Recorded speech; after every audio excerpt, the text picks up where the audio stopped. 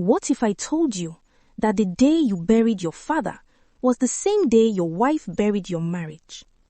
But here's the twist nobody saw coming. In the heart of Lagos, at a modest bungalow in Trillionaire, Chinedu Okafor stood over his father's casket. Chinedu was a man you'd notice in any crowd, not because he was tall, but because of his presence. Medium build, athletic shoulders that spoke of weekend football games, smooth dark skin, and eyes that carried both intelligence and kindness. The kind of man mothers hoped their daughters would marry. But today, those eyes were hollow. His wife, Adazi, stood beside him. And when I say Adazi was beautiful, I mean the kind of beauty that makes traffic stop. Full-figured, with curves that defied geometry, standing at 5'7", with skin like polished mahogany. Her Ankara dress hugged every generous curve, thick thighs, wide hips, a waist that cinched armatically before expanding into what the elders called proper African blessing. Her face was a work of art. High cheekbones, full lips painted a subtle wine color, and eyes like a doe's, framed by long lashes. Her natural hair was styled in elegant cornrows that led to a full bun. She was the definition of a complete African woman, and she knew it. "Papa, you were all I had." Chinedu's voice broke as he spoke. "You raised me alone after Mama died. We had nothing, but we had each other." Adaze barely looked up from her phone. "Chinedu, the caterers are asking about payment again. Your account is still showing insufficient funds." You see, Chinedu's father was a night watchman. They lived hand to mouth. And when he died, he left nothing but debt. Medical bills that piled up like Lagos traffic. Funeral expenses that Chinedu had to borrow from his boss at the computer repair shop where he worked. Adazi's mother, Chief Mrs. Nkonko, stood apart, her George wrapper pristine, her coral beads clicking as she whispered to her daughter. "I told you this man would drag you into poverty. Look at this funeral. Even the jollof rice is stingy." 3 days after the burial, as Chinedu sat in his small one-bedroom apartment in Yaba, drowning in bills and grief, someone knocked. Not just any knock. The kind of knock that changes everything. A man in an expensive agbada entered. Barrister Emeka Nwosu from Nwosu and Associates, one of the most prestigious law firms in Victoria Island. "Mr. Chinedu Okafor," the lawyer asked. "Yes, is something wrong? Is this about the debts? I'll pay, I just need more time." Barrister Nwosu sat down slowly. "Mr. Okafor, I'm here about your father's will." Chinedu laughed bitterly. "Will? My father was a night watchman. He had nothing to... Your father, Mr. Obi Okafor, was worth 47 billion naira. The room spun. Adaze, who had been in the bedroom packing her things, froze. "Did you say billion?" she stammered. "With a B. Your father owned 60% shares in Okafor Global Logistics, one of Nigeria's largest shipping companies. He also owned properties in Ikoyi, Banana Island, Lekki, Abuja, and London, plus substantial investments in tech startups and petroleum." Chinedu felt his legs give out.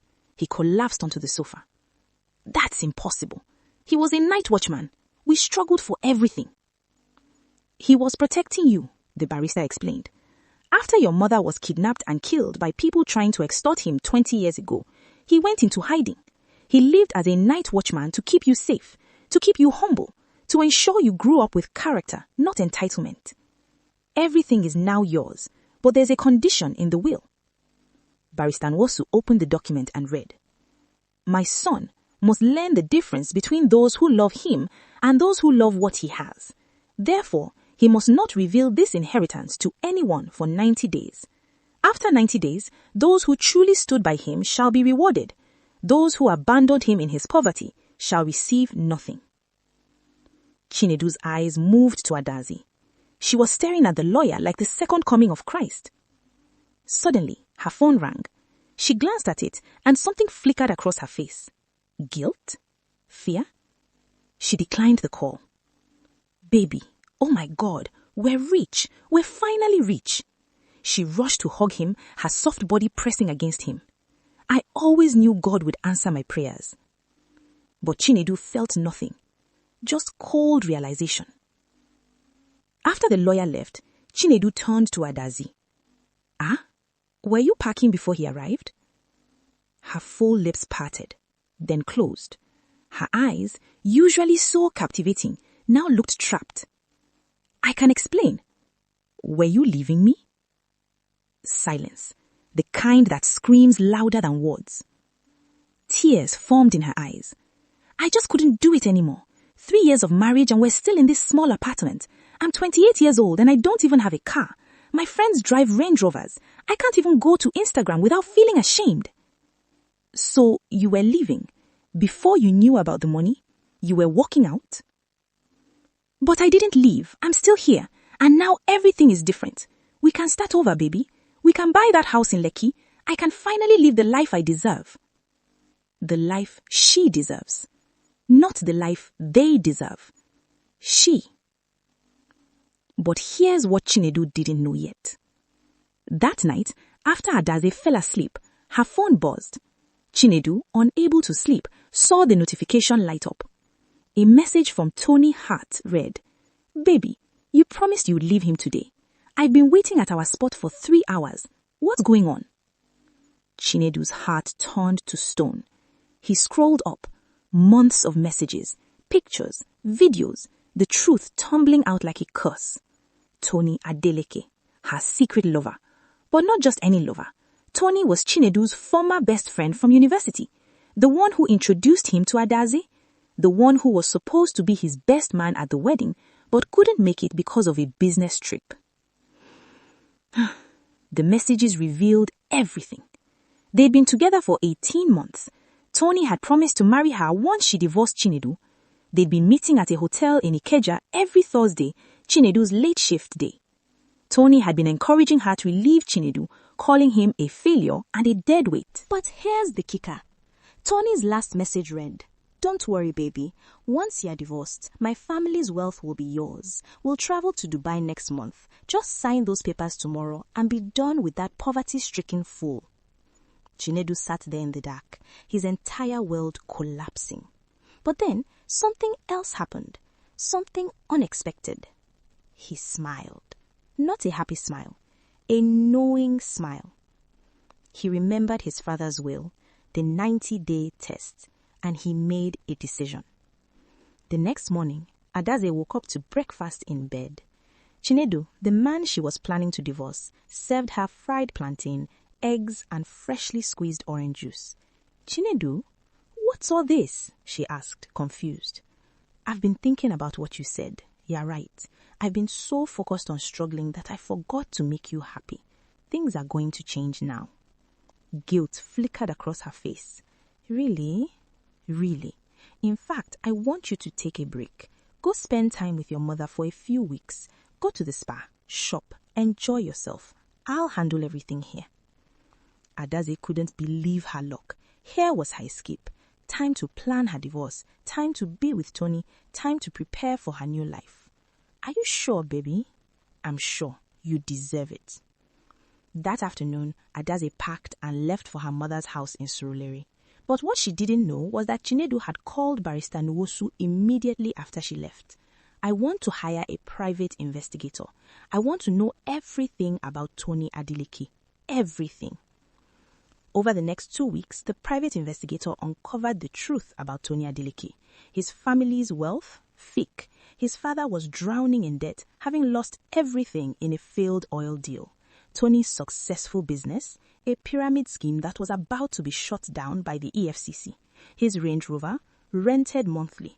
His Ikoyi apartment, his friend's place that he pretended was his. Tony Adeleke was a fraud, a 419 prince without a kingdom. But more devastating, the investigator followed Adaze and discovered she wasn't just seeing Tony. There was another man, a politician, married, who had been financing her small business for the past year in exchange for favors you can imagine. Meanwhile, Adaze grew bolder. She filed for divorce quietly, thinking Chinedu had nothing anyway. She texted Tony, "It's done. I'm finally free."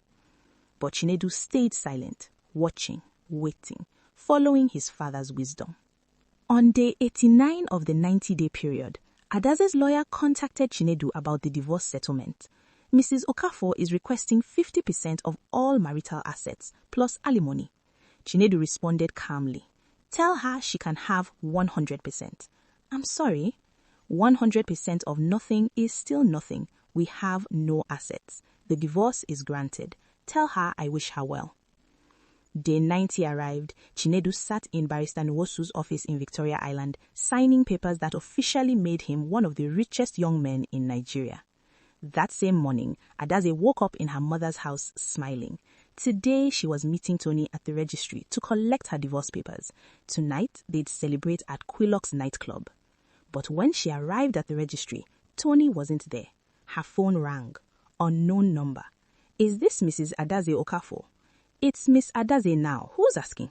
This is Inspector Chukwudi from the EFCC. We need you to come in for questioning regarding your association with Mr. Tony Adeleke and his fraudulent investment scheme. The phone slipped from her hand. That afternoon, the blogs erupted.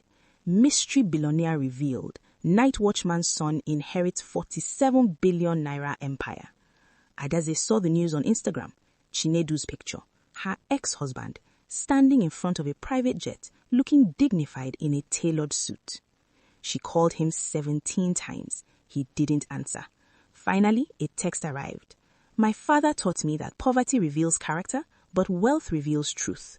You revealed yours. I hope Tony's fake wealth makes you happy.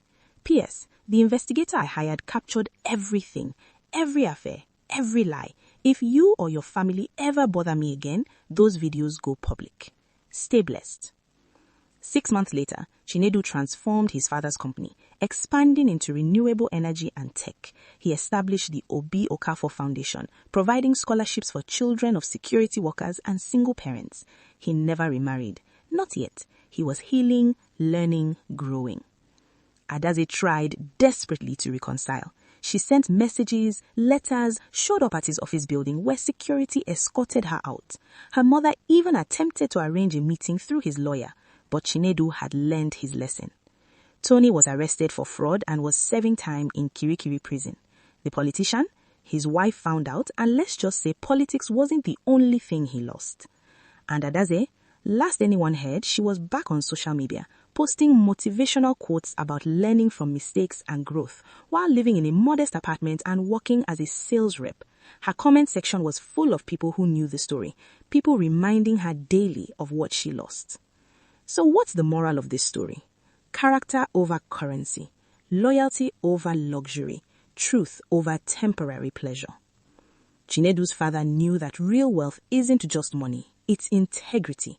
And he spent 20 years living in poverty, working as a night watchman, raising his son to be a man of substance. When the test came, Adaze failed spectacularly. But Chinedu passed because he learned that you can't build a future with someone who only wants you for what you have, not for who you are. Today, Chinedu Okafor sits in boardrooms. He drives a modest Tesla, not a Lamborghini, saying that's too flashy. He still lives simply, though he could buy half of Banana Island. And when people ask him about love, he says, when the right woman comes, she'll love me when I'm in shorts and slippers at home, not just when I'm in a suit at a gala. Because my father taught me, anyone can love you at your peak, but who loved you in your valley? That's your real partner. Remember this, your value doesn't decrease based on someone's inability to see your worth. And betrayal is a gift. It shows you who never belonged in your future.